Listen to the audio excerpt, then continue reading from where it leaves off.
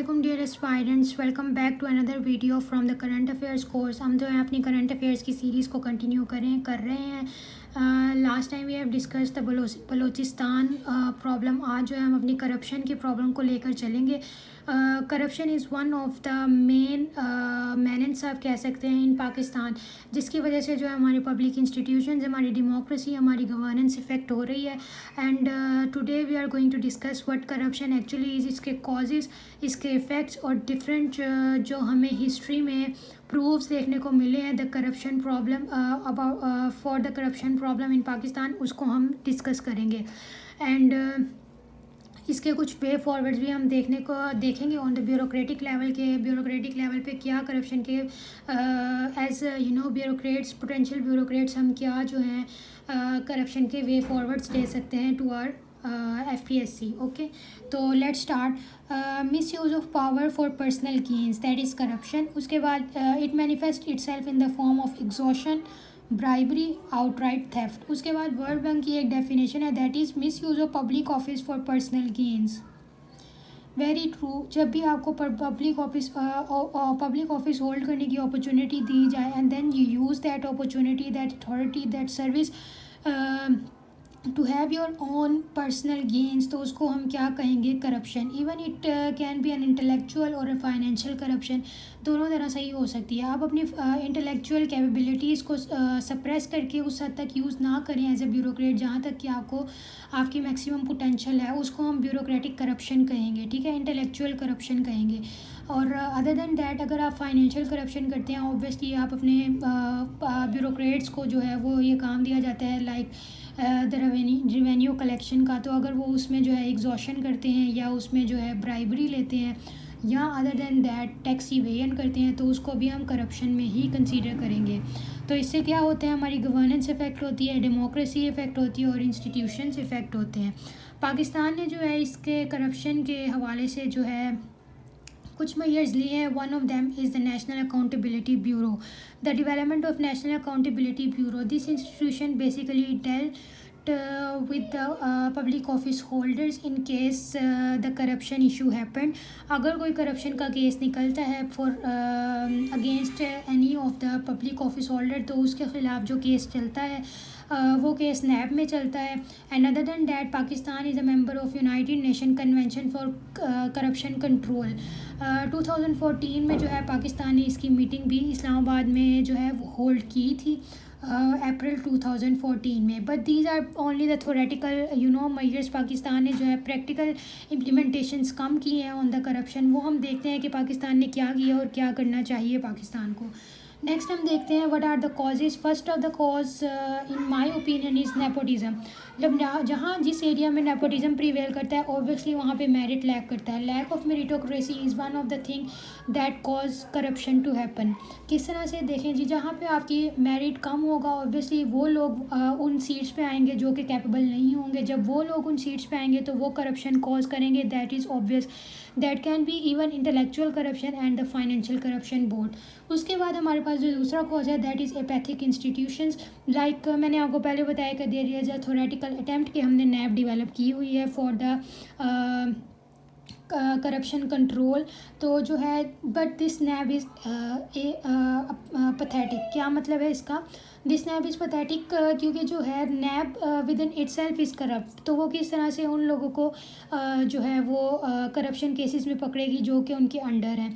Obviously जब low level पे corruption cases पकड़े जाएंगे तो ऑब्वियसली जो हायर लेवल के करप्शन केसेस हैं दैट विल अनकवर टू। तो इसलिए जो है हमारा नैब का जो इंस्टीट्यूशन है दैट इज़ एपैथिक। और उसके अलावा हमारे पास लैक ऑफ ट्रांसपेरेंसी है, लैक ऑफ अकाउंटेबिलिटी है। This is one of the very main reason of many of the menaces that are happening in Pakistan. Not only corruption but इसके अलावा भी जितने भी कॉजेज़ हो रहे हैं पाकिस्तान में, पॉलिटिकल इंस्टेबिलिटी है, पब्लिक पॉलिसी फेलियर है।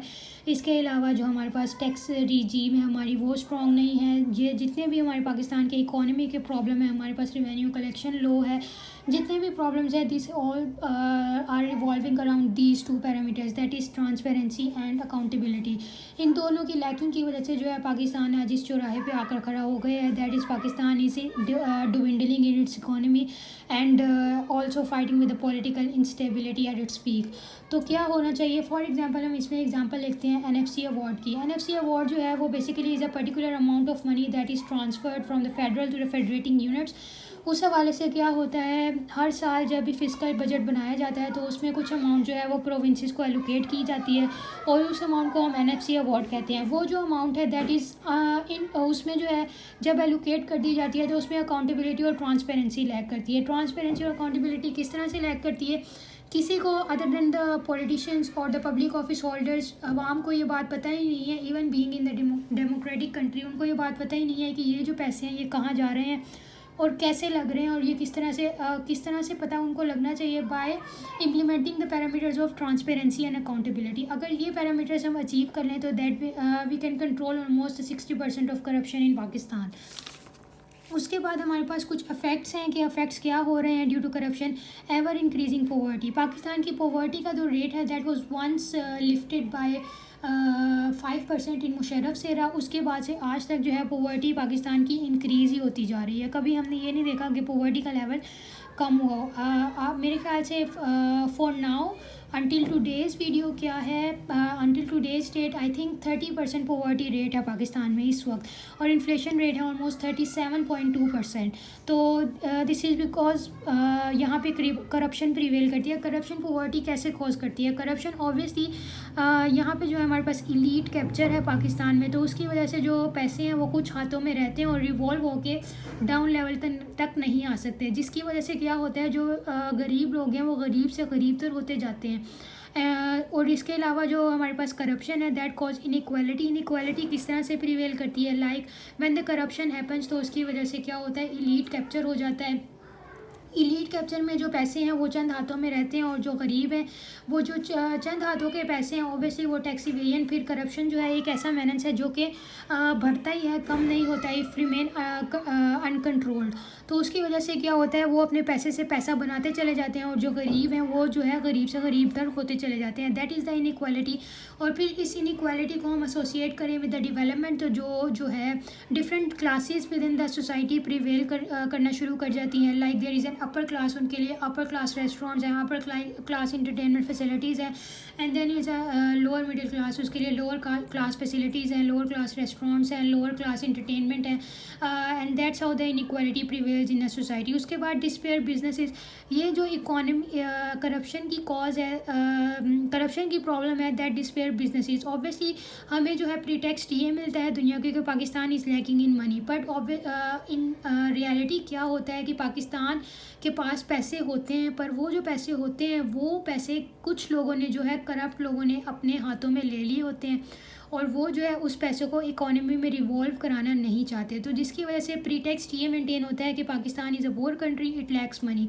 तो उसकी वजह से बिजनेस से इफेक्ट होते हैं। कोई फॉरेन इन्वेस्टमेंट FDI जो पाकिस्तान में आना चाहते हैं वो नहीं आ पाते क्योंकि यहाँ पे बिज़नेस की अनसर्टेनिटी पाई जाती है, यहाँ पे बिज़नेस जो है वो ग्रो नहीं कर पाते due to high corruption level. उसके बाद फिस्कल डेफिसिट होता है। Fiscal deficit is because of the main reason that is bureaucratic corruption. Bureaucratic corruption किस तरह से, जैसे हम देखते हैं कि रेवेन्यू कलेक्शन में ब्यूरोक्रेट्स जो होते हैं वो एलोकेट किए जाते हैं। जब वो रेवेन्यू कलेक्ट करते हैं तो अगर वो उसमें कुछ इंटरमिंगलिंग करते हैं, कुछ प्रॉपर रेवेन्यूज गवर्नमेंट को नहीं देते तो that is the bureaucratic corruption. तो उसमें क्या होता है फिस्कल डेफिसिट क्रिएट हो जाता है। नेक्स्ट है हमारे पास क्रेडिबिलिटी और पब्लिक इंस्टीट्यूशंस।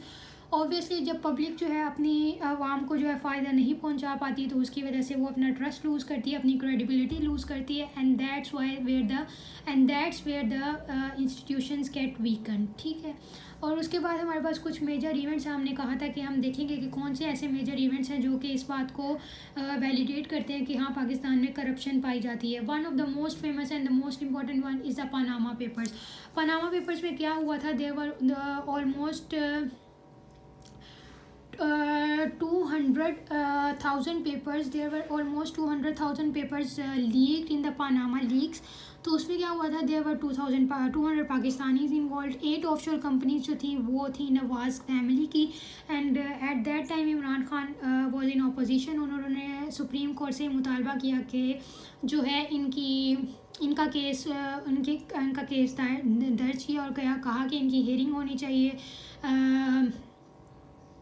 तो उस हवाले से जो है 2016 में जो है केस चला सुप्रीम कोर्ट में। फिर 2017 में JIT बनी। फिर उसके बाद जो है जून में जो है मेरे ख्याल से हियरिंग हुई थी। ऑन 15 जून नवाज शरीफ को बुलाया गया, 17 जून को शहबाज शरीफ को बुलाया गया, 24 जून को सफदर साहब को बुलाया गया। And on 10th of July को मरीम नवाज साहिबा को बुलाया गया फॉर द हियरिंग। तो उसमें जो है 2017 फिर नेक्स्ट आई थिंक कुछ डेट्स के बाद जो है नवाज शरीफ को इसमें जो है हमने नवाज शरीफ को JIT ने कहा कि he is no more eligible to hold elections in Pakistan. उनको जो है इलेक्शन से दरबदर कर दिया गया। उसके बाद नेक्स्ट हमारे पास आए पैराडाइज पेपर में क्या हुआ, 13.4 मिलियन लीक पेपर्स निकले। 135 पाकिस्तानीज वर इन्वॉल्व। जो 2 मेजर नाम थे, that were one is Shaukat Aziz the ex-PM and the one is Mian Mansha, one of the business holder in Pakistan. उसके बाद हमारे पास पंडोरा पेपर्स आए। पंडोरा पेपर्स थे सम 12 मिलियन पेपर्स लीक। इसमें 700 पाकिस्तानीज थे, कुछ आर्मी ऑफिशियल्स थे, कुछ बिजनेसमैन थे और उसके अलावा कुछ पॉलिटिशियंस थे और कुछ एक्टर्स भी शामिल थे। उसके बाद हम देखते हैं कि हम क्या वे फॉरवर्ड्स ले सकते हैं। सबसे पहले तो हमें ज़रूरत है कि ऑन द रूट लेवल जितनी पाकिस्तान में करप्शन प्रिवेल कर चुकी है, हमें ज़रूरत है कि रूट लेवल मेजर्स लिए जा सकें। रूट लेवल मेजर्स कैसे ले सकते हैं हम, सबसे पहले हम देख सकते हैं कि हम अपनी रेवेन्यू जनरेशन जो है हम उसको एस्टिमेट करें कि from where we generate our revenues and how much we can generate. Estimation लगाएं like the tax, the imports and the SEOs। इनसे जो है हम अपना टैक्स कलेक्ट करते हैं, इनको एस्टिमेट किया जाए और फिर उसके बाद जो है प्रॉपर रिकॉर्ड कीपिंग की जाए कि हमें कितना एस्टिमेशन था और हमें कितना जो है रेवेन्यू कलेक्ट हो रहा है और लीक्स कहाँ पे किस वजह से हो रही हैं। नेक्स्ट है हमारे पास strict accountability on political, bureaucratic and official level, उस बिजनेस लेवल। उसके बाद रिकलेक्शन ऑफ डाटा है, ट्रांसपेरेंसी हो इन द पब्लिक पॉलिसीज़ में ट्रांसपेरेंसी और accountability to the parliament and to the courts and to the general public होनी चाहिए। तो इसी तरीके से जो है हम अपनी करप्शन को कंट्रोल कर सकते हैं। अदर देन डैट हम जो है करप्शन कंट्रोल के लिए डिफरेंट इंटरनेशनल एजेंसीज़ के साथ कोलैबोरेट कर सकते हैं and that's an important thing too. And in the globalized world that it's happening in many of the regions in the world.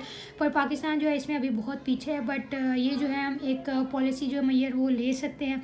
So people, that's it from the topic of corruption. Hopefully this will add value to your knowledge. अगर आपको लगे मुझे किसी और topic पर भी video बनानी चाहिए, please let me know in the comment section below. Your recommendations will be appreciated. जज़ाकुमुल्लाहु खैर, फ़ी अमानिल्लाहि। अस्सलामु अलैकुम।